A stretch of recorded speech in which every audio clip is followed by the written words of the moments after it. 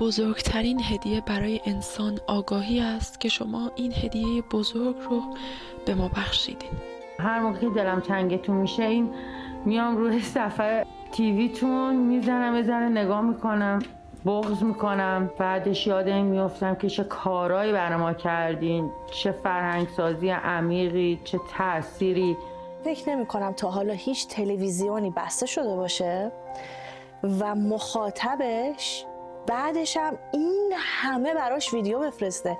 یعنی هر روز بره اون تلویزیون رو روشن بکنه، اون صفحه میدونه صفحه قرمزه ها، ولی میره روشن میکنه و از اون صفحه قرمز فیلم میگیره میفرسته. یه چیزی بگم نمیدونم باورتون میشه یا نمیشه، از همون 31 ژانویه که دیگه لحظات آخر شبکه داشت پخش میشد، یعنی در اون لحظه‌ای که این اسلاید قرمز من و تو اومد تا امشب که 4 فوریه است و ساعت حدود 2:30 شبه، من تلویزیون من خاموش نکردم و همینطور روشنه. باور کن.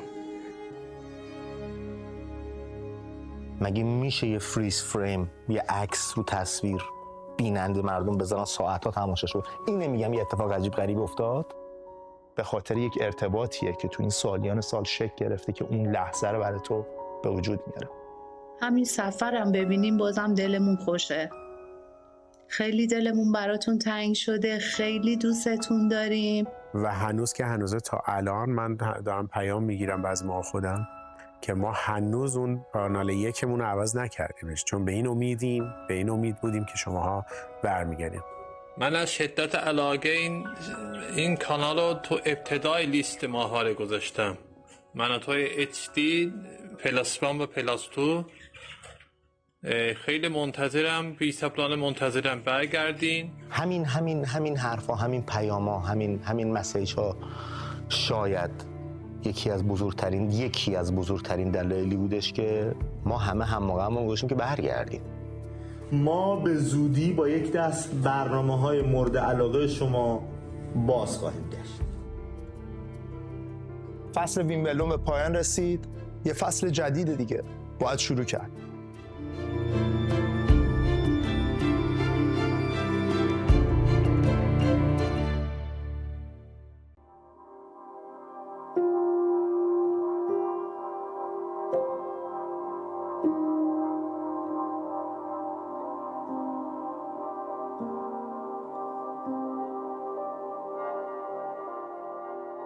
بعد از اینکه پخش تلویزیونم تموم شد، راستش برای من سخت ترین لحظه فردای اون روز بود که قرار شد یه تعداد جمع کوچیکی از بچه‌ها، خصوصا بچه‌هایی که در بخش شبکه‌های مجازی من و تو کار میکنن، به فعالیتشون ادامه بدن و اون لحظه ورودم به استودیوی من و تو در اولین روزی که ما پخش ماهواره‌ایمون تموم شده بود و دیگه بچه‌ها نبودن، تیم اتاق خبر نبود، اصلا فضای کاملا متفاوتی بود. من اصلا لحظه‌ای که وارد شدم فقط نگاه کردم به این فضا و همینطور اشکام اومد.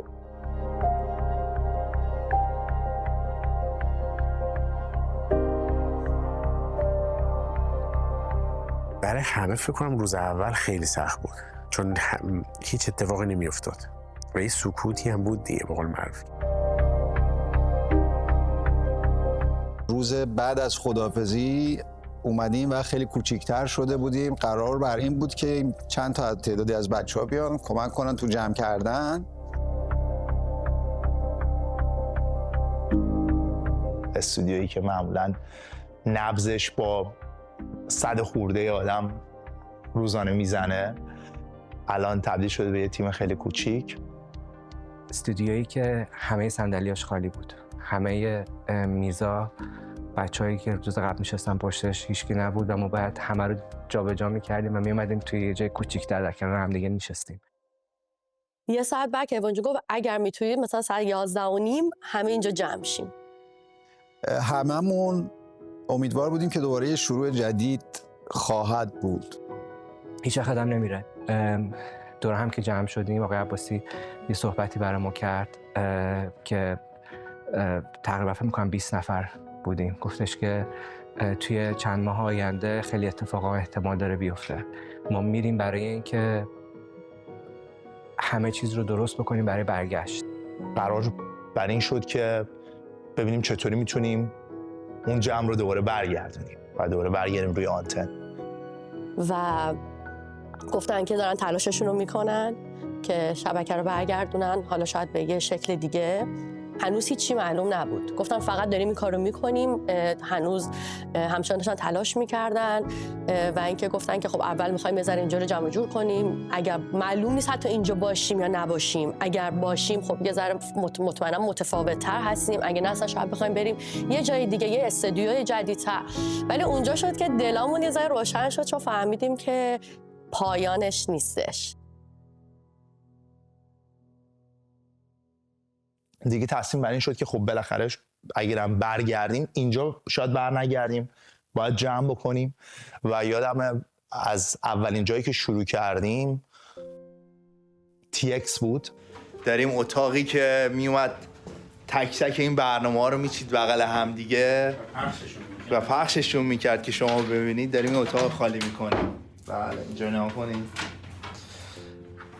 تمام اینا یه دکمه هایی داره که اینا رو که میزدن برنامه ها پخش میشد، میرفت بعدی یا چیز میشد. درست میگم امیرعلی؟ تصویر فرستاده میشد رو ماهواره. بله تمام این ترانسمیترها. و توی این اتاق امیرعلی، این اتاق، بله اتاق شما، صحنه واقعا سخت و احساسی بود که می‌بینی که اینا رو داریم باز میکنیم. به خصوص این گوشه TX یه جایی هستش که معمولا وقتی که ما لایو میریم از اونجا مستقیم از اونجا لایو میریم و من خودم حالا انقدر خوش شانس و لاکی بودم که پارتی از چند تا ایونت لایو بودم، چه مثلا گرمی، چه گلدن گلوبز، نمیدونم تمام اینا رو خب سالیان سال مثلا با بچه مختلف انجام دادم و اینا. و خب اون موقع که ساعت 3 صبح میره انجام میده اینا، بالاخره یه خاطره داری، اون گوشه‌ای هستش که شاید خیلی هم توی اون نرفتن یا برنامه انجام ندادن، ولی خب باز کردن تمام اونا خیلی احساسی بود. تا ساعت 3-4 صبح میشستیم توی این اتاق و اینو میزدیم لایو میشد. این کجا؟ این زیره نه؟ چراغش نه، این بالاست. کجاست؟ نه یه جایی میزدیم. آها اینه. بیا یادم رفت. بله اینجا نگاه کنید. این چراغ هر موقع لایو میشد شما میدونستیم که رو اریم. بله دیگه میدونستیم رو اریم. یادش بخیر واقعا، چه چیز عجیبیه. خلاصه بهتون بگیم که تمام این اتاقا پر از خاطراتیه که الان هر لحظه شما توش حالا قدم میذاریم، یه پیچی داری باز میکنی، اینا یاد اونا میافتیم. حس عجیبیه. ببینیم اینجا کیا؟ آقا کیا رو نگاه کن. قبل از اینکه پخش تلویزیونی من و تو تمام بشه، کار من توی واحد اینجست بود. واحد اینجست هم خب این هستش که یک واسطه‌ای بین فیلمبردار و ادیتور هست، یعنی هر چیزی که به شکل صدا و تصویر تولید میشه به واحد اینجست میاد، اونجا تبدیل میشه، در اختیار ادیتور قرار میگیره تا ادیتش رو انجام بده و در نهایت دوباره این پروژه برمیگرده به اینجاست که حالا از نظر کیفیت صدا و تصویر همه چی تایید بشه، اگر لازم هست به یه بخش دیگه ارجاع داده بشه این کار انجام بشه. این کار بود که من قبل از اتمام پخش تلویزیونی من و تو انجام میدادم. بعدش ما بودیم و 14 سال محتوا. خب این محتوا به شکل CD بود، به شکل فیلم بود، به شکل هارد درایو بود و بعضیش هم به صورت نسخه دیجیتال روی سرورهای ما بود. ما بعد از این مطمئن می‌شدیم که تمام برنامه‌هایی که بهشون احتیاج داریم همه اینها رو به شکل درست دقیق داریم، با اون فرمتی که می‌خوایم، با اون استانداردی که می‌خوایم، که حالا توی این جابجایی‌ها ما بتونیم علاوه بر اینکه وسایل رو می‌بریم تمام محتوای 14 سال رو هم با خودمون ببریم، چون هیچ چیزی از اون به نظر من مهمتر نیست. 14 سال کارنامه من و تو به شکل برنامه‌هایی که ساخته شد. این شد کار جدید من که همه دیتاها رو یک جا داشته باشم.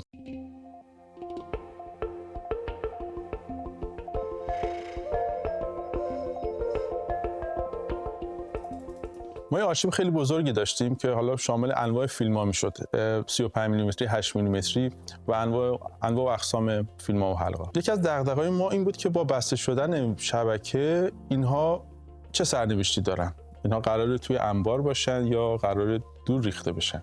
از اونجایی که اطلاعات فیلم ها مهمه، واسه ما ارزشمنده، در واقع یک جوری تاریخ سینمای ما رو روایت میکنه، به هر کسی که میدونستیم دانشگاه بود، مؤسسه‌ای بود، پیام دادیم که آقا فلان آرشیو وجود داره، اگر شما تمایل داری، شرایطش رو داری، لطفاً به ما خبر بده. خب خیلی از دانشگاه و مؤسسات پیام دادن، گفتن خب آقا آرشیو خیلی خوبی داری، بعضیشون هم اومدن حتی چک کردن، چون ما نسخه دیجیتال این فیلم ها رو داشتیم، بعضیشون اصلا پخش کرده بودیم، قبلا هزینه شده بود، اینها نسخه دیجیتالش تهیه شده بود با کیفیت بالا و پخش شده بود. فقط صرف این بود که ما نمیخواستیم اینها چون نسخه اصل هستن واقعا دور ریخته بشن. به هر حال از بین تمام مؤسسات دانشگاه هاروارد انتخاب شد، به خاطر اینکه هم تکنولوژیش رو داشت و همین که بعد از اینکه روی اینها کار میکرد و حالا اینها رو دیجیتال میکرد، اینو در اختیار بقیه هم قرار میداد که بتونن از اطلاعاتش استفاده بکنن. این شد که در نهایت نزدیک 1 تن فیلم و آرشیو قدیمی منوتو و در واقع آرشیو سینمای ایران به دانشگاه هاروارد اهدا شد. فیلم ها رو به دانشگاه هاروارد اهدا کردیم، ولی مجله رو ما اسکن کردیم، توی آرشیو خودمون داریم، اما مجلات توی انبار هستن و اونها هم اگر که حالا مؤسسه یا دانشگاه اعلام آمادگی بکنه و شرایطش رو داشته باشه، اونها رو هم بهشون اهدا میکنیم.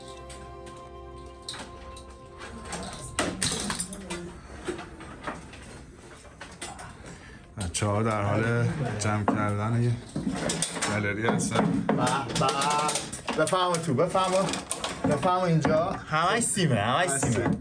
داشتیم گالری رو باز می‌کردیم، من و امید و پدرام بودیم و نزدیک بهت بگم خب شاید مثلا 100 خورده سیم یک رنگ از تو دل دیوار در اومده و اینا، و این جایی بودش که باید میچیدیمش و اگه بچینی دیگه تو راه برگشتی نداری. آری سیم چینی بالا می‌بینی؟ بله. نه چیز دارم ولی میچینی. اینجا بود که دیگه با کیوان عباس صحبت کردیم، آقا اگه بچینیم دیگه راه برگشت نداریم، بچینیم. گفت نه بچینید.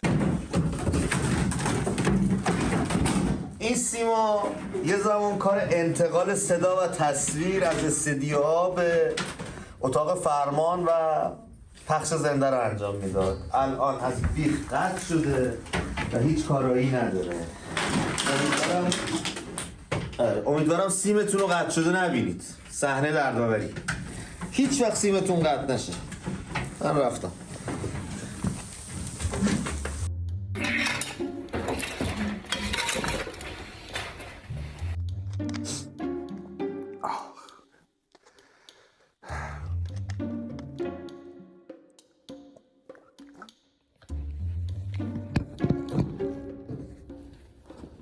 پدرام از این کارا پدرام زیاد میکنه. پدرام مثلا فکر کن این گوپرو رو گذاشته بود جلوش، گوپرو هم سپایه داره، همینجوری گذاشته جلوش.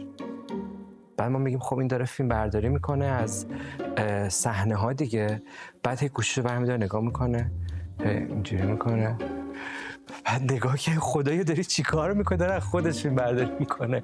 از این حرکت‌ها پدرام زیاد داره.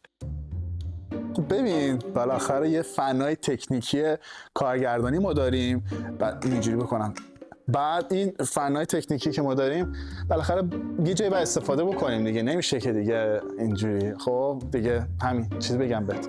پدی خب فهم کنم فرد مشترک تمام این خاطرات هست، چون پدی اینجا، پدی اونجا، پدی همه جا.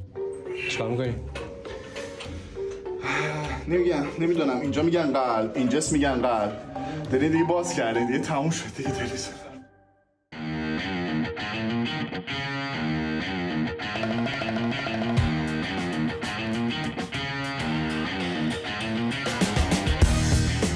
خب بعضی از این کارهایی بودن که تخصص نیاز داشت و ابزار نیاز داشت و تجربه، و اون هم خب کمپانیایی بودن که می اومدن خب این سقف‌ها 5 متری 6 متری هستن، میرن از بالا با جرثقیل تک تک این لایت‌ها رو میوردن پایین، و ما هم از اونجایی که خب جابجایی قولاسا خودمون پخش کردیم، خود من کیوسی کردم، نگاه کردم اینا رو فلان اینا دیگه، ما هم یه تیمی شدیم که حالا این لایت‌ها رو ببریم توی یک استودیو و اونجا قرار دادیم. واقعا جابجایی قولاسا بود، یعنی اگه ما تمام اون روزها رو فیلم برداری می‌کردیم میتونستیم بدیم به این ادامه جابجایی قولاسا رو با ما میتونستن بسازن. جدی میگم، با مثلا ترولی و اینا ما چیزهایی رو جابجا کردیم 5-6 نفره. با اون کسی که اونجا تازه کار میکردم اونقدر فکر نمیکردم اینقدر چیزی به سقف آویزون باشه. اینقدر سیم تو استودیو باشه که اصلا هیچ وقت جلو دوربین نمیدیدیش، اینقدر مرتب اینا درست شده بود، چیده شده بود. تعداد نوری که از یک اتاق اومد بیرون فکر کنم مثلا 100 تا بود، نمیدونم چقدر بود. استودیو نیوز خیلی پوستمون رو کند. میخوای بریم؟ چجوری بگیریم ببریم؟ با یه دست میشه به نظرت؟ واقعا به نظرت با 2 دست ما زیرش زاییدیم، با یه دست میخوای؟ یه دست و یه دست من دیگه. اینقدر با هماهنگی ماره. بیار شده اونا. آقا تا دلت بخواد لایت بود، یعنی ما میتونستیم یه شهر رو قشنگ لایت بدیم. روز اولمونه 2 اپریل، نه 3 اپریل. آره 4 اپریل. عذر میخوام یه روز از دست در رفته خدا.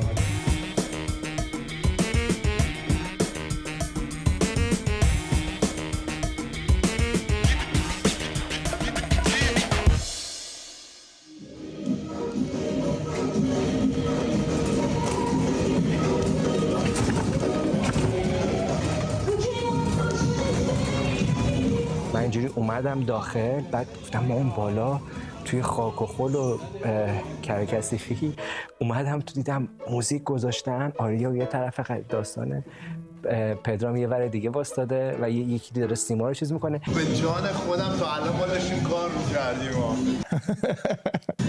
دارم براتون یه زمانی رسید صبر کن. بعدشه دارم براتون صبر کن. آخه معمولا میدونی ما وقتی که داریم کار میکنیم کسی جرأت نداره دست به موبایل بشه. خب من اینکه مثل پدرام بره بکاره یه جایی دوربینو، ولی نه واقعا چون نیاز داشتیم، تعدادمون پایین بود و موقع کار بود. وقتی تا میشستیم یکی میگه آقا یه ویدیو بگیرم و اینا، یه خاطره بشه. همین تو هرچی خاطره است ما نشستیم، میدونیم. و اون بخشی بودش که گفتیم آقا حداقل در حین کارم بگیریم و اینا. دیگه به پدرام یکم دوربین می‌دادیم، گفتیم آقا تو یکم فیلم برداری کن نشون بده ما داریم کارم می‌کنیم. همش نشستیم.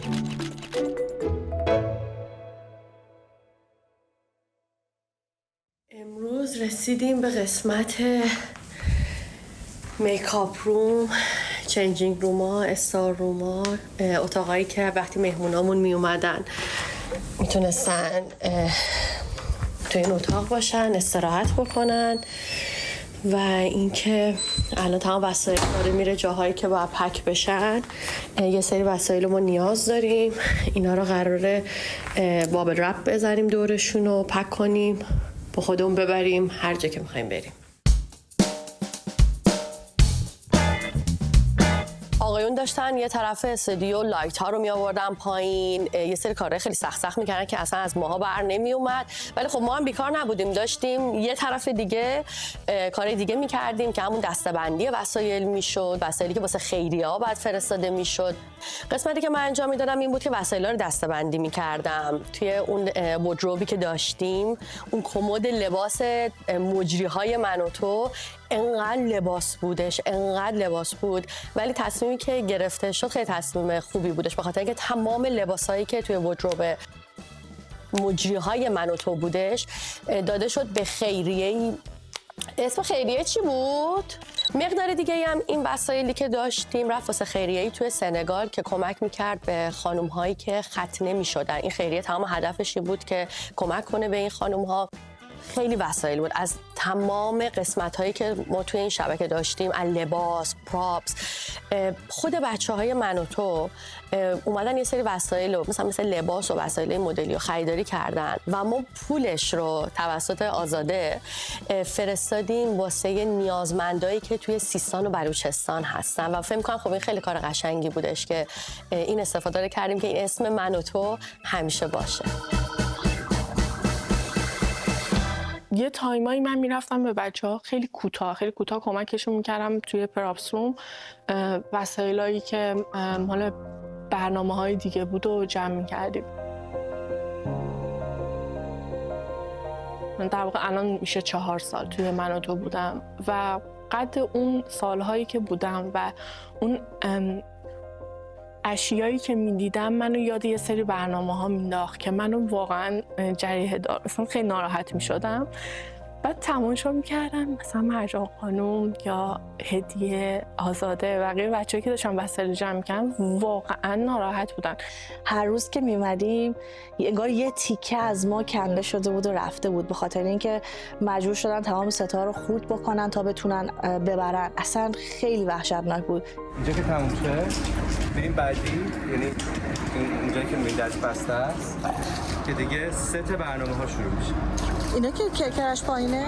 پشت اینا همه ست برنامه هست، از شرکت نره گرفته تا اتاق خبرهای قدیمی. من با یه سری از کارگرای دیگه که اومده بودن تمام ستا رو جمع بکنن صحنه هایی رو دیدم و ازشون فیلم برداری کردم که هنوز بهش فکر میکنم تحت تاثیر قرار میگیرم، به خاطر اینکه تمام ستای برنامه‌های مهم من و تو توی 14 سال اخیر همه توی یه سری انبار بود که من وظیفه داشتم همه اینا رو از بین ببرم در حدی که خوردشون بکنیم که بتونن توی یه سطل زباله‌های بزرگ، حالا میگم سطل زباله، کانتینرهای بزرگی که زباله‌ها رو توش میریزیم جا بشن. مثلا ست شب جمعه یا ستای دیگر رو یا ست شبکه نیم، وای اینا رو داشتن خورد میکردن. یعنی هر چکشی که میومد پایین انگار به قلب من بود.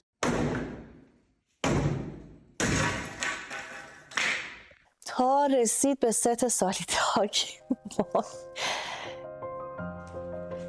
واقعا فکرشو میکردی این اتفاق بیفته یه روز؟ تو خوابم فکر نمی‌کردم روزی بیام ست سالیتاک عکسای پشتش رو دوباره جمع کنم. میدونی برای من اون ست، برای اینکه تو اون ست من زندگی کردم،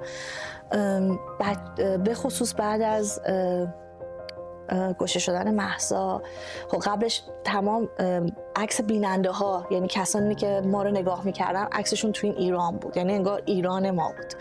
بعدش تمام عکس کشته شده ها بود، عکس های بچه هایی که بازداشت شده بودن. برای همین اصلا نمیشد، یعنی نمیشد اینو نگه نداشت، چون اون برای من تمام این سالها ایران من بود که از بیننده تا کسانی که کشتن یا بین ما نیستن یا بازداشتی ها توی اون قاب بودن. برای همین باید اونو نگه می‌داشتم. ببین اصلا دلم نمیاد به اینا دست بزنم. اینا جاشون اینجاست. اینا جاشون تو وسط ایرانه. این که همیشه هست، بحثش اصلا هیچ وقت عوض نمیشه این موضوع.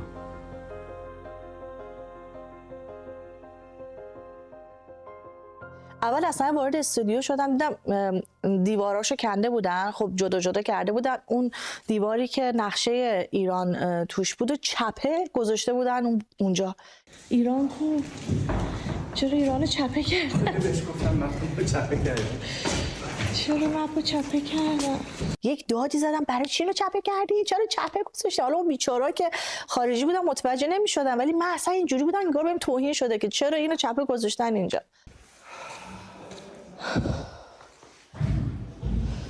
ای وای باورم نمیشه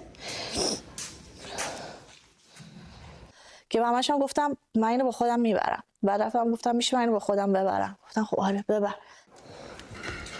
دیشب همه چی جابجا کردم تو خونم که امروز اینو ببرم. وای فکر کن اینو میزدم میشکوندم. مثلا چقدر سنگینه. نه ولی من میتونم جابجاش کنم.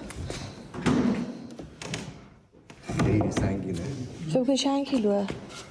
خب بیا بگیر ترتش. سالومه من یادم خیلی حالش بد بود سر ست سالیتاک، چون ستو خیلی دوست داشت.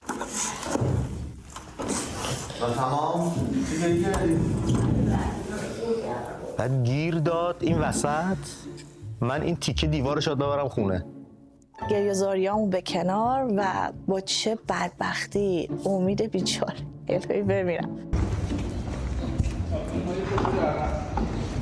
یعنی برم جلو. این یه لنگ دیوار رو میخوای ببری خونه؟ نه سالیتاک هم میخوام ببرم خونه. من ون گرفتم. خب من که نمیتونستم اینو بلند کنم. یه چیز مثلا 2 متر خورده در 1 متر خورده بود و سنگین، خیلی سنگین. من میتونم عقب بگیرم از عقب. کیا؟ سلطان جا دادن وسایل تو ونه. قشنگ یه جوری واسه جا میده اصلا باورت نمیشه. خیلی خداست. چون توی ایرانم که بودم سالی یک بار حداقل جابجا می‌شدم. بوده سالی 2 بار هم جابجا شدم. این اتفاق داخل یوکی هم افتاده واسه من. دیگه نهایت هر جا بشینم 1 ساله. هر سال که دارم جابجا میشم این مهارت ارتقا پیدا میکنه، قوی‌تر میشم و خب دیگه چون کارامم خودم انجام میدم، یعنی من و اینها رو خودم میگیرم، خودم مسئول جابجایی هستم، این شد که خیلی متخصص شدم تو این کار. ما اینو گذاشتیم تو ون و این بچه‌ها اومدن و اینو چندین طبقه آوردن بالا و گذاشتن توی اتاق من و من چقدر خوشحالم که این کار کردم و ایران رو نگه داشتم.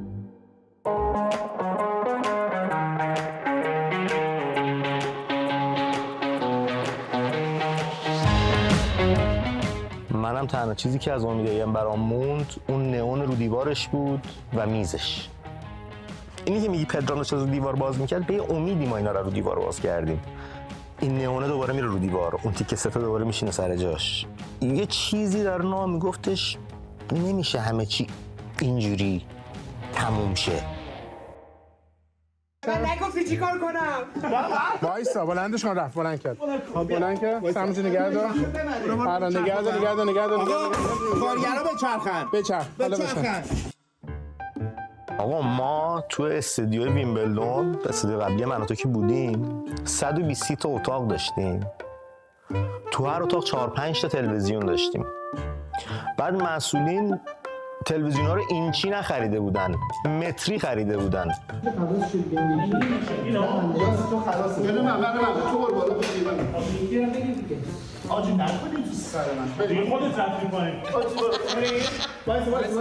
بچه‌ها زیر این تلویزیونای به این بزرگی رو گرفتن، یعنی من همیشه دنبال اینا می‌دوام. اینا بچه‌ها این چیزای سنگین و به تنهایی واقعا همه همت کردن که اون استودیوی به اون بزرگی اندازه شهر بود. واقعا اون استودیو به اون بزرگی جمع بشه. یه مقداری در نقش فیلمبردارم اونجا من ایفای نقش کردم. دوباره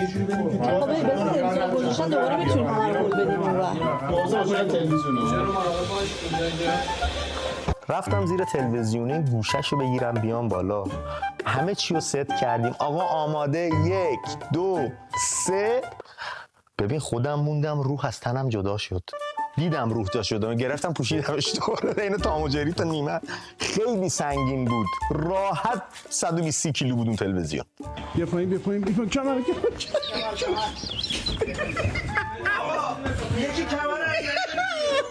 هر کدومش ببین 5-6 نفر به زور با هم بلندش میکردیم. بسیار سخت. اینا با تیراهن جوش خورده بود بعضیاشون توی دیوار، یعنی اینقدر سنگین بودن.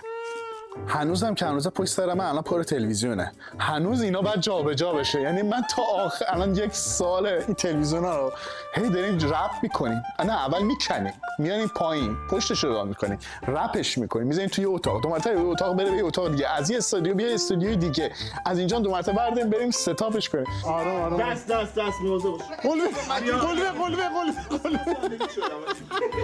قلبه خیلی سنگین بود واقعا. نمیدونم مثلا یادم میاد هنوز که هنوز این هست. کمرم میگیره، اسمش میاد کمرم گیره.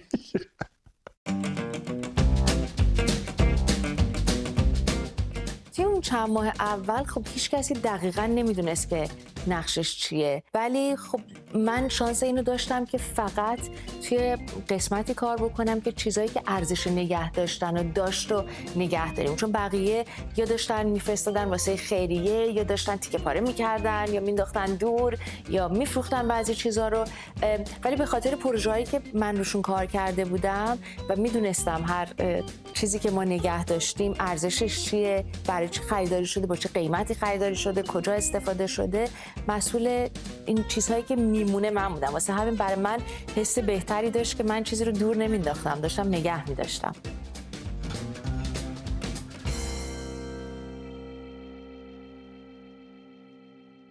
دم اونا گرم. نه ما متاسفانه قسمت نشد که در بخش اسباب کشی و اینا کمک کنیم جمع کردن اسباب کشیشون. داشتیم توی قسمت دیگه کار دیگری میکردیم و در شبکه‌های مجازی یا شبکه‌های اجتماعی مناطق داشتیم فعالیت میکردیم. خب چالش برانگیز بود ولی در این حال یه طنزی هم با خودش داشت، به خاطر اینکه مثل یه فضای کمیک توی حالا شاید سریالای تلویزیونی دیده باشن عزیزان یا توی فیلم‌ها که یه آشوبی هست اون پشت و همه دارن در حال جابجا کردن هستن و دارن وسایلو میبرند از این سمت و اون سمت و یه دم میبایستی که بشینن و در واقع کارو تحویل بدن. اون فرم بود بیشتر، اون حالت بود بر ما. تو این مدت خب زمانی که ما به هر حال دیگه تصویری نداشتیم که روزانه بتونیم با مردم در ارتباط باشیم، تنها راه ارتباطی ما گزارشگر من و تو بود و اونم یه طرفه بود فعلا.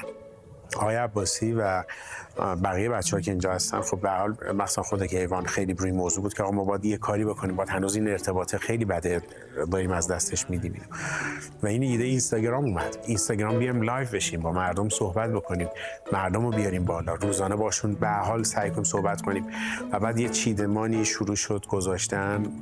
آزاده این وسط مثل همیشه درگیر پروژه شد، پریسا فکر کنم یا هدیه بود، چند نفر بودن دقیقاً درست یادم نمیاد، میگم فراموشی هم گرفتم جدیدن. و این حس به بینندمون القا نشه که آقا من و تو تموم شد.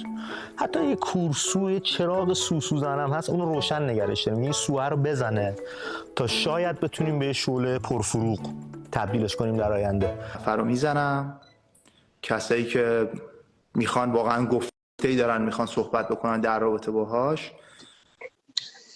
سلام، وقت بخیر. صدای منو دارین؟ سلام. بله، درود بر شما. من تصویر شما رو ندارم، امیدوارم که حالتون خوب باشه. و هر روز یک نفر یا دو نفر از بچه‌ها بودن صحبت می‌کردن، مردم می‌آوردیم بالا، با اونا صحبت می‌کردیم در مورد موضوع خاصی. و بعدش دیدیم خب اینو بزنین روی یوتیوب هم، روی اینستاگرام که میره، حالا روی یوتیوب هم که همون رو به صورت یه فرمت دیگه درست کنیم، اون ویدیو رو ادیت شده بذاریم. و بعد این مدت به نتیجه رسیدیم خب چرا ما یوتیوبمون رو فعالیت بیشتر نداشته باشیم، چون به هر حال یوتیوب من و تو یه جایی بودش که ما روزانه روش ویدیو آپلود می‌کردیم یا به صورت زنده برنامه‌ای که بود اونجا میرفت. در همین چارچوب بود که به ما گفته شد که چه کاری میشه کرد و اون ایده تاج طلایی اومد، چون ما با دوره که هنوز من و تو بود با سرگرد نصیرخانی از اعضای تیم آکروجت صحبت کرده بودیم، یه مصاحبه کامل باهاشون گرفته بودیم، قرار بود تاریخ آکروجت رو بسازیم. بعد به اون ماجرای تعطیلی در واقع من و تو خورد و اینها و اون تو آرشیو من و تو موند اون مصاحبه و همینو مطرح کردیم که خب بذار ما اونو بسازیم و روی یوتیوب من و تو منتشرش کنیم. یه فروند پشت رو بود، یه فروند رو به بالا بود که یکی از مانورهای سختی که شما فرمیشن پرواز کنید در ارتفاع کم و پشت رو.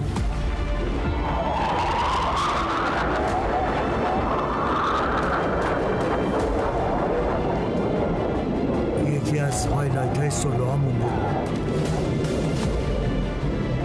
یه هایلایت دیگه سولو پرواز عمودی کرد که عمود مثل درر مقطع قرط میزد و میرفت بالا.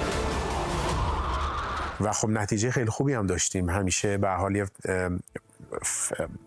فن بیس خیلی بزرگی ما روی یوتیوب داریم، نزدیک 700 و یادم موقعی که ما تموم کردیم 725,000 24000 تا سابسکرایبر داشتیم و بعد از فکر میکنم کمتر از 1-2 ماه رسید به 730 و اینا به بالا شد. یعنی تو مدتی که نبودیم این باعث شد که حتی رشد کنه، یه تعدادی آدم بیان اضافه شدن، بخاطر که روی آنالیتیک یوتیوب که نگاه میکردی میدیدی که مردم شروع کردن ویدیوهای قدیمی رو دارن یه بار دیگه تماشا میکنن، انگار تازه میدیم بلکه بخواد اون جای خالیه رو پر بکنه.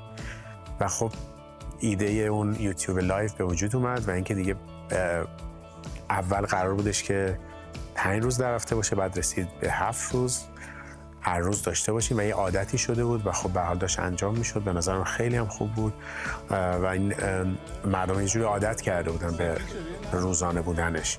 ما برگردیم سر بحث خودمون رو. کوین بله شما تشریف نمیارید آقای عباسی، خود شما هم میتونید صحبت کنید، به ما رفقامون باشید. بس جدی شده ها هست اینجا این بسته ما کوچ داریم، لحظه میکاپ داریم اینجا، همه چی. نظرم اینه که اگه به من باشه من اوکی هرچی بگم. به نظر منم خوب کار کرد، چون یک فضای کاملا جدید خودمونی و ریلکسی رو تجربه کردیم. دیگه برنامه تلویزیونی نبود تو استودیو بخوای بشینی زیر نور و بچهای گالری، انگار خودت یه لایوی داشتی میرفتی رو صفحه شخصی خودت، خیلی ریلکس، خیلی خودمونی. ما 4 تا اسم می‌خوایم که اینا توضیحش به فارسی و انگلیسی پایینش میتونه بیاد. قبولم کردیم می‌خوایم لاتین باشه. امیر جان شما آیا چیزی از این قصه هست که فکر کنی با سیاه‌بتون عوض کنی که کار کنه بهتر، یا فکر کنی میتینگ هایی هم بودش برای ممبرشیپ یوتیوب که ما اول فکر می‌کردیم که باید همه تمرکزمون رو گذاشتیم روی یوتیوب که یوتیوب اگه ممبرشیپ داشته باشه چه اتفاقی باید بیفته. که خب این وسط میتینگ هایی گذاشته شد، صحبت هایی شد، جالبم بود. اسم براش پیدا کردیم که هر معرف لولی چه اسمی داشته باشه، چه قیمتی داشته باشه. جالب بود کلا میتینگاش به نظر من. اونم یه تجربه خیلی باحالی بود. من فکر می‌کنم مشکیا خوبه، ولی به جای من تو تانکیو میتونه من تو فالوور استفاده بکنه. کسایی که من رو دنبال می‌کنن رو ماهواره فقط می‌خوام داشته باشم ببینم چه خبر، دنبال کننده‌های ما هستن. من از فالوور، فرندز، فن، فامیلی که خودتون شد. سمفونی کلام هم داره، اف داره، همه اولش بخوام. امید. 100% مشکل امید. شد تو باید دیگه دوباره اینو اصلا بکشید بیرون. من همیشه مخالف اینم که همه بیان راجع به چیزی نظر بدن و فکر میکنم که اگه میخوای یه چیزی واقعا به بدترین شکل انجام بشه نظر همه رو بپرس راجبش. من راجع به یه چیزی که مال آیتیه شاید نظر ندم، راجع به یه کسی که میشینه یه داکیومنتری درست میکنه، مستند داره درست میکنه، من در باز نمیکنم نظر بدم. ولی بعضی وقتا به چیزهای کریتیو که میرسه خب همه هیجانی میشن و دوست دارن نظر بدن راجع و این چیزی نیست که من خیلی دوست داشته باشم. یعنی همیشه هم وقتی که کیوان همه رو جمع میکنه و ازشون نظر میپرسه راجع به چیزی که خب ما نشستیم روش کار کردیم برای مدتی، چیز مورد علاقه من نیست، ولی خب دیگه ایشون تصمیم میگیرن. سمت راستی هاش متفاوت‌تره، قشنگ‌تره، علاش قشنگ‌تره که میچسبه یه جوریه دیگه این کارو شروع نمیشه. چرا خاصه کاراکتر خاصه. گفتیم خیلی خطی‌تر و منظم‌تره، اون خیلی خودت هم باش دیگه تو دوربین. خب اون به نظرم ایزی‌تره برای که سریع بخونه. فاصله بین حروفش کمتره، اصلش کشیدش از زبان بهش کشیده شده. فیلم بعد فیلم راستی خیلی بهتره.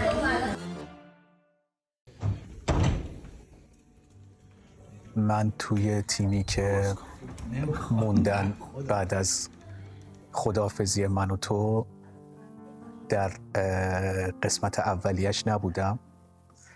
یه چند ماهی جای همتون خالی، خیلی سخت گذشت. برگشتم، خب من چون توی گالری کار میکردم، ساعت اصلی کارم توی گالری بود. اولین اتفاقی که برام افتاد با پدرام رفتیم که استودیو رو به من نشون بده. اولین جایی که رفتیم گالری بود، درش باز شد. من عکسش رو دیده بودم ولی خودش رو از نزدیک دیگه ندیده بودم که چراغ‌ها رو که روشن کردیم تمام مانیتورها باز شده بود، دستگاه‌ها رفته بود، همه چی خالی شده بود و خب اصلا تصویرش تصویر خوبی نبود. بعد از اون رفتیم تو استودیوها، مینلی استودیوی هم من و تو پلاس هم امید ایم، چون مدت زیادی هم با امید کار میکردم و در واقع گالری پرودیوسر برنامه‌های امید بودم که توی اتاق فرمان تو گوشش بودم.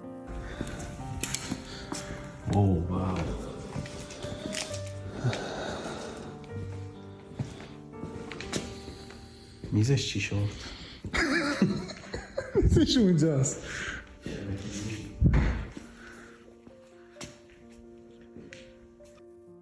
اونم خالی بود. مراتو پلاس هم که خب من اصلا با مراتو پلاس شروع کردم، اونم خالی بود. ولی به هر حال من دوباره شروع کردم به کار کردن، یواش یواش کارم شروع شد. در قسمت دوم که برگشتم یه مقداری متفاوت تر بود کارم.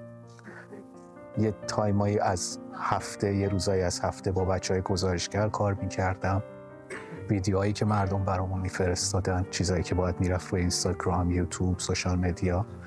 یه روزایی هم از هفته رو با بچه‌های قسمت لایو کار می‌کردم، برنامه‌های لایوی که تو یوتیوب داشتیم. آنایتا جان چی رو داری میگی؟ آنامیا پشت صحنه است. پشت صحنه چی؟ کلا امروز ریالیتی شو در واقع پشت صحنه نیست، اشتباه گفتم. خب از بیا از بچه‌ام بگیر اینجا. محمد و روزا. بچه این داره پشت صحنه میگیره. کلا فضای آنلاین رو که من مطلوبم نیست، ولی یه مورد دیگه هم که خیلی برام خیلی جالب نبود و دوست نداشتم این بک‌گراندایی بود که بچه‌ها انتخاب می‌کردن برای جلسه ها. بعضیاشون مات انتخاب می‌کردن، بعضیاشون یه فضاهایی، بعد یه امکانایی بود که می‌تونستی یه سری فیلتر بدی. اونم هم سرگرم می شدیم اول، ولی خب بعد ازش که میگذشت خیلی حوصله سربر بود و اگر باز توی همچین موقعیت قرار گرفتیم، من خواهشم این هست که بچه‌ها بک‌گراند رو انتخاب نکنن برای پس زمینه‌ای که دوربینشون هست برای جلسات آنلاین. تو خونه کار کردن هم یه سری محاسن داره، یه سری معایب داره دیگه، اینکه همه صد حواست واسه کار کردن شاید نباشه تو خونه، ولی خب توی اداره، تو محل کار صد تو راحت داری، صد تمرکزت داری. خیلی عجیبه یه موضوعی که هست، البته میتونه حالا نمیدونم بگم یا نه.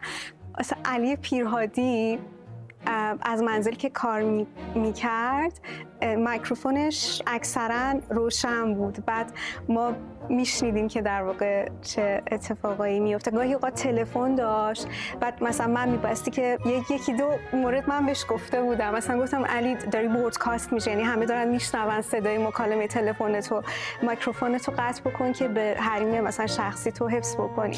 ولی اینو میتونم بگم که این همونایی بود که من یادم رفته بود، خنده داره، ولی خانمانه تو یادشون بود. به خاطر اینکه الان اینجا بودیم من یادم افتاد، وگرنه من خودم حافظم عین ماهیگلی اصلا 5 ثانیه یادم تو خونه سر کار همه جا هم. آره تو خیلی روی آره خیلی روی پیرهادی. ریهرسلشو یه بار دیگه تینا جون میشه بگین از اول؟ بله. خب من علی بیاد کامل یه دور دیگه میگم. ما اول نیوز رو یه بار ریهرس میکنیم. خب یه دوره یه تیم خیلی بزرگتری ما داشتیم برای پوشش اخبار در فضای مجازی، اما چیزی که فوق‌العاده بود این بود که وقتی آدما به یه چیزی به عنوان باورشون نگاه میکنن نه شغلشون، تو با منابع محدودتر و با تعداد کمتر میتونی بهترین باشی.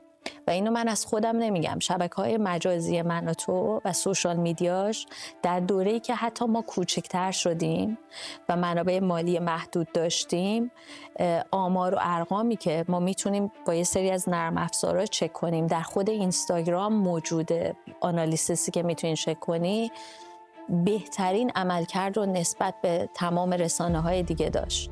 درود بر شما شاهزاده رضا پهلوی عزیز، خیلی ممنونم از اینکه دعوت ما رو قبول کردید در این گفتگو. از علی پیرهادی، آناهیتا، افشین، الهه، بعد از کشته شدن روزا، محمد، اینا چطور تونستن در مدت کوتاه خودشون رو اداپت کنن به این فضای سوشال میدیا و فقط اداپت کردنش نبود، مسئله این بود که چطور میتونی بهترین باشی در این فضا. اونم واقعا تحسین برانگیز بود. من از همگیشون بابت از خودگذشتگیشون تشکر میکنم و امیدوارم که از خودگذشتگی همه، از مدیریتی که میتونست خداحافظی کنه با من و تو در اوج و این همه چالش و استرس رو نپذیره، برای اینکه سعی کنه به خاطر ایران و مردم ایران و تعهدی که ما داشتیم برگردیم تو این فضا. تا همه بچه‌ها، تا حتی خود تو، همه بچه‌هایی که اینجا هستن، نوید، خودم به عنوان یه ایرانی نه به عنوان یه همکار قدردانی میکنم و یه چیزی که همیشه باهام میمونه به عنوان یه تجربه خوب که فکر میکنم کمتر کسی شاید مثل من بتونه تجربهش کنه. ما فوکسمون فقط برای شروع، برای برنامه‌های غیر از پادکست‌هامون روزانه غیر از مستند بفرمایید شما باشه با سلبریتی ها. چون مستند رو دارید بفرمایید شما دارید چون هر برنامه دیگه بخوایم دوست کنیم باید هم احتیاج به نیرو داریم همینی که میگیره نمیگیره در میاد فکر و اگه پری پروداکشنش هم ما اون بونس تایم رو نداریم که الان یه برنامه جدید رو میسپندان پری پروداکشن تایم تو وقتی که این برنامه‌های منوتو هست مثلا منوتو پلاس و اینا هست دیگه غیر اون زنده ها پادکست هست مستندمون که هست اونا خبر هست اونا که جای خودشه ولی به جای اینکه بیایم الان یه چیز جدید رو بخوایم بریم تولید بکنیم الان از روز اول یه چیزی که میدونیم کار میکنه و بلدیم و we're known for it and we know که هم ریالیتیه هم توش بحثه هم توش فانه I think it's a good thing and it brings the whole community together. از این نظر چیزی هم اینه که تا وقتی که اینا حالا مثلا زودتر هم هرچی شروع کنیم که اینا رو بریم درست کنیم و بره تو پست بعد اون تیم که آزاد بشه بعد تا وقتی که اینا رو سعی کنیم همه نیرو بذاریم اینا آماده بشه برای پخش تا شروع میشه پخش بشه این مثلا لانچ بشه و اینا درآمد که بیاد یه ایندیکیشنی میگیریم که what we can work on بعد تیم میتونه همون پری پروداکشن اینا رو همه رو برن رو اونا کار کنن دیگه اون موقع و با going with celebrities دیگه مجبور نیستیم وایسیم واسه اون announcement بیاد بعد کانتست از جون بریم پروداکشن انجام یعنی ما از جون فردا اسممون رو در بیاریم ببینیم بعد چند نفر هستیم چند تا گروه ممکنه بشن چه باجتی در بیاریم مهمتر از همه پروداکشنش رو نیل بکنیم که برای کسی که قبلا انجام ندادن تصمیم گرفته شد که یکی از پربیننده ترین و محبوب ترین برنامه‌های منوتو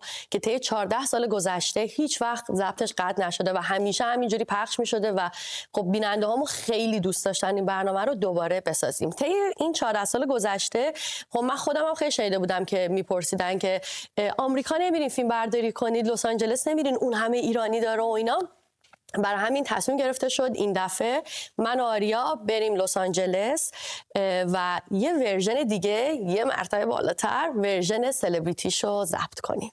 همین شد که راهی آمریکا شدیم. نه درست بزن آریا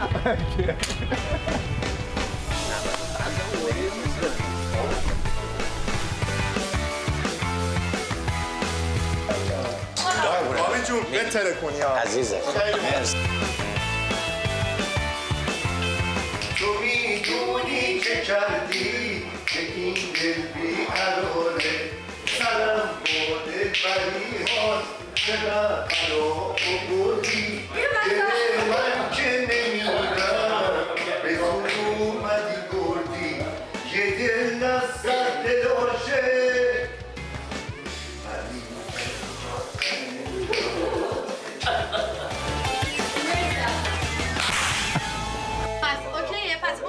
آروم از پایین اگه باز نفر این وای وای اما اون یک دو سه چهارم رو یواش بگو یک دو سه شبا جان آقا نفر چهارم بره گفتیم یک دو مرسی آقا خدا دیگه مزاحم نباشه حتی فکر می‌کنم عادت کردی فردا ساعت 10 صبح دوباره شما میگی چرا آره نیومد آره آلارما یه هفته صبحو بگو اضافه تو چیز می‌کنی یه دونه شکلات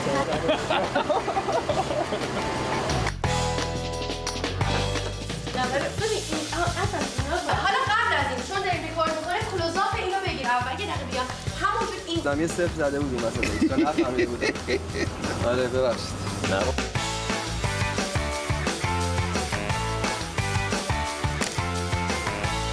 I'm very uncomfortable in front of a camera. اطلاع کردی؟ No. حالا ردیفی؟ Everything you said من فراموش کردم میخوایی دوباره از اول نه بازم اومد صبر کن نه ببخشید یه بار در نمیخواد باز کنی بری تو خونه در بزن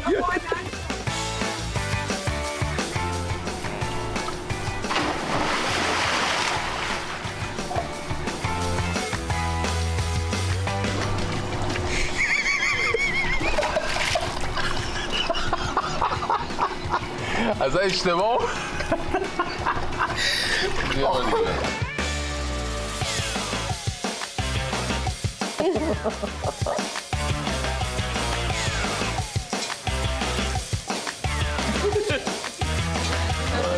برم حسابی اینو نگاه کنم.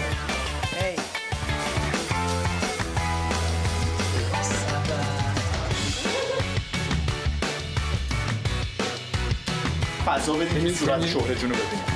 ما همین نچرال همه چیز ضبط کنیم بریم دارم. خب فقط دم درم الان ما انگل بیار کنیم.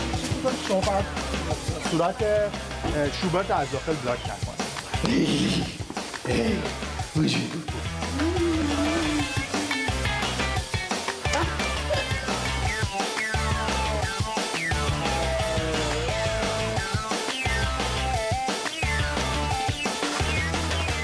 دومین بار در زده میرن داخل. 1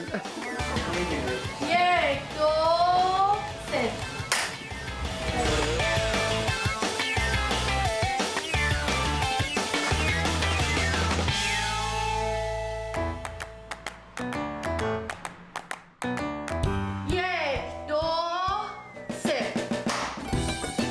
خب تمام اون چیزایی که می‌خوایم مرتب اینجا بذاریم یه دونه ماکروزام می‌گیریم و بعدش یه لانگ شات یه شولدر بگیر از من یه لو انگل از من بگیر که ترایانگل بشه خب اینو بذارم روش It is a rap.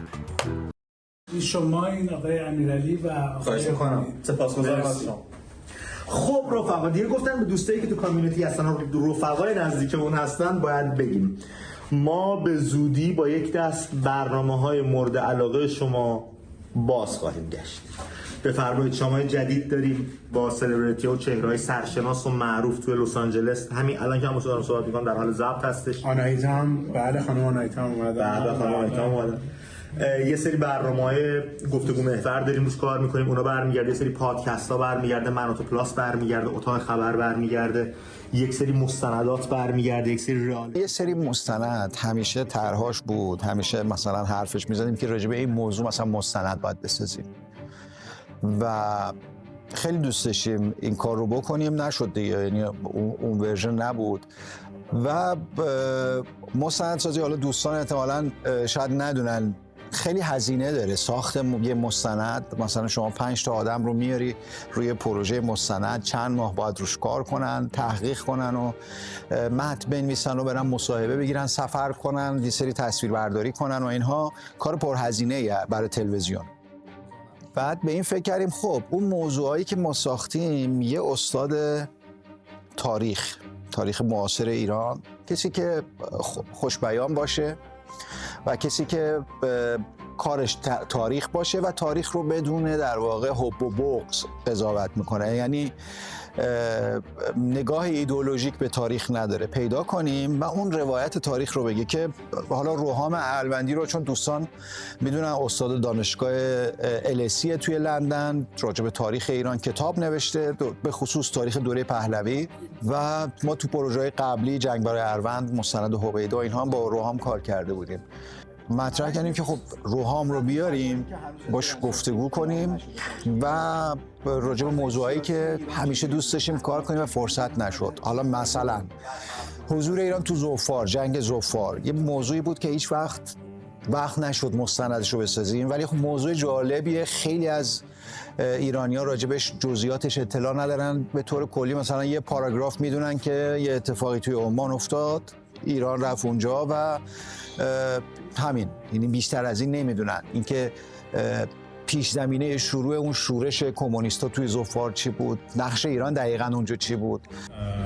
و من فکر کنم ریشه مطلب این بودش که یک از اون حالت خیلی امنیتی و اون حالت جنگ مقابل دولت و توی همون استودیوی قدیم 3 روز وقت گذاشت و مصاحبه صبح می اومد تا غروب راجع به این موضوع در واقع حرف می زدیم و که یه تصویر کلی از این موضوعایی که دوست داشتیم مستندشون رو بسازیم به مخاطب بده. من فکر کنم هر کسی که واقعا حرفه‌ای در کار تاریخ تجربه داشته باشه به این نتیجه میرسه که تاریخ هیچ وقت سیاه‌وسفید نیست. همیشه یه چیز خاکستریه. مجتمع صنایع فولاد واقع در 10 کیلومتری اهواز. چرا این تاریخ اصلا واسه ما جالبه؟ چرا باید بهش اهمیت بدیم؟ به همکاری‌های اقتصادی و فرهنگی. جالبه برای خاطری که ایران امروز نتیجه این دورانه. 200,000 بشکه در روز ما میگیریم. یه پله نزدیکتر شدید به اون عایدات سرشار. هر مؤسسه رو در ایران میخواین انتخاب کنید. دانشگاه‌های ایران، بانک‌های ایران، وزارتخونه‌های ایران، سازمان برنامه، شرکت نفت ایران، هر کدوم از اینا رو میخوایم انتخاب بکنیم و میخوایم بدونیم خب این مؤسسه چجوری کار میکنه، سیاستاش چیه، نقشش در اقتصاد ایران چیه، نقش جهانیش چیه. خب اینا همش برمیگرده به دوران پهلوی. والا برای اولین نیروگاه ما بیشتر روی منطقه بوشهر خودمون متمرکز کردیم. فرض کنیم بخوایم سیاست خارجی ایران رو بفهمیم که نقش ایران در خلیج فارس چیه، نقش ایران در لبنان چیه، روابط ایران و آمریکا چیه، روابط ایران و روسیه چیه. خب اینا همش دوباره ریشه هاش برمیگرده به همون دوران پهلوی. باید سعی کنیم این تاریخ رو از داخل این دعواها و جنگ‌های سیاسی در بیاریم، یه کمی بی‌طرفانه تر، بدون احساسات، بدون عقده نگاه کنیم. ولی خب کار ساده ای نیست. این ایران امروز، ایران 10 سال پیش، 15 سال پیش نیست. ببینید دیگه الان که دیگه 45 سال گذشته میتونیم کم کم داوری بهتری بکنیم در مورد ایران دهه 50.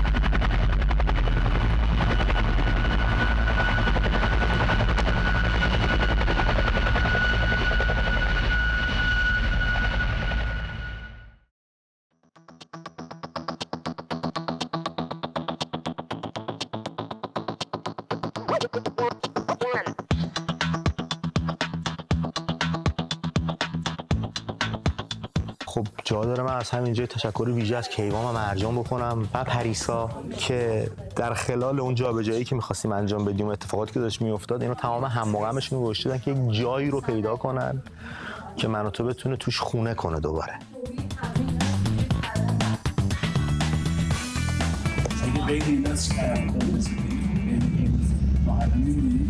بله آره سفیده. قسمت سخت این کار این بود که ما داشتیم از یک فضایی که هیچ محدودیتی توش نداشتیم میرفتیم توی یک فضایی که باید تمام چیزهایی که ما درخواستمون بود از آژانسایی که مثلا اون جایی پیدا بکنم و کسایی که باشون تماس میگرفتیم یه ورق آچار باشه، خیلی کم و محدود.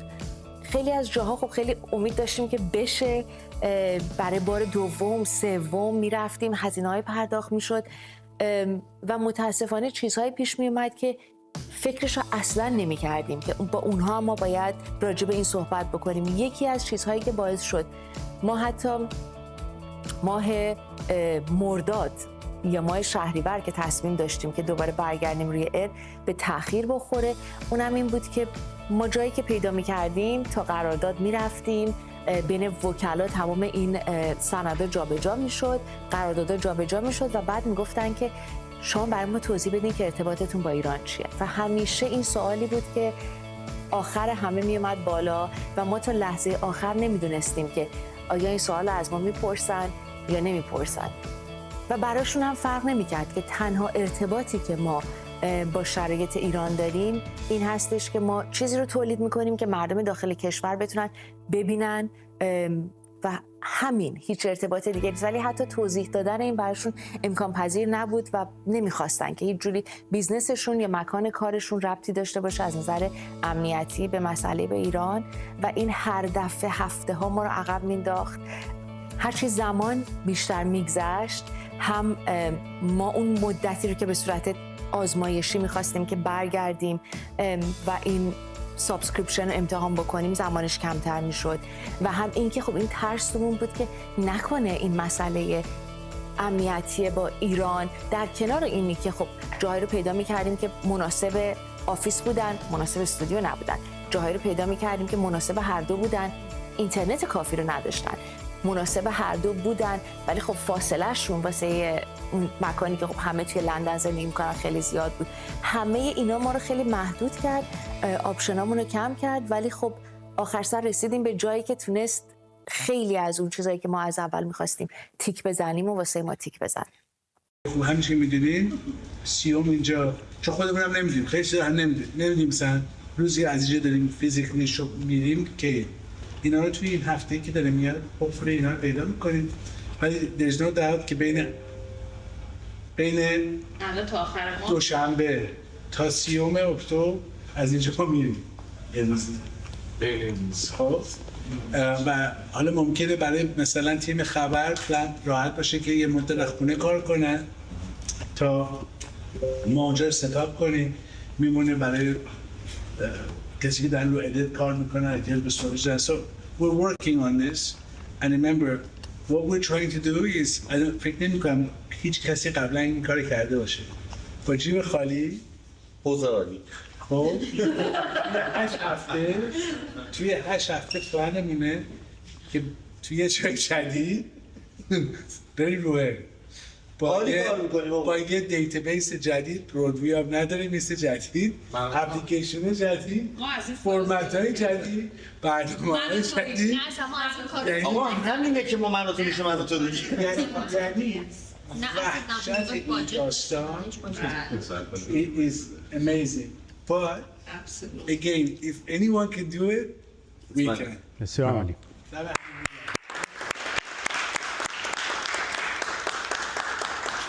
گفتم خدایا شکرت، بالاخره باید جابجا بشیم، چون همچنان داشتیم تو مناطق ما یه سری چیزها رو باز میکردیم و جابجا میکردیم و این که تاریخ مشخص شد که برای جابجایی ما برای خودمونم راحت تر شد که میدونستیم تا این تاریخ باید هر کاری که هست و انجام بدیم، یعنی تا هفته دیگه مناطق باید خالی بشه اون استادیو ویمبلدون.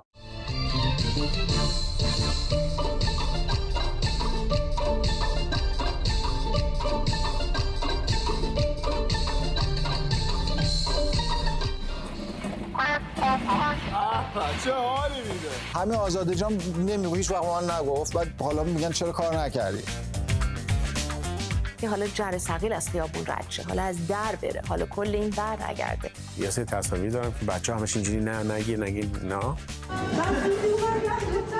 انقدر وایب خوبی گرفتم، انقدر حس خوبی برام داشت که یه انگیزه شد که هورا داریم برمیگردیم. بفرم شیرینیه استودیو جدید. مرسی. بفرم. حس و حال و فضاش میگه خونه خیلی خوبی میتونه برای مناطق تازه باشه. اکشن. هلو. مرسی، شما چطوری؟ چه خبرها؟ خوبی؟ دوستتون دارم خیلی زیاد، بوس با همون قلب خوشگله همیشگی.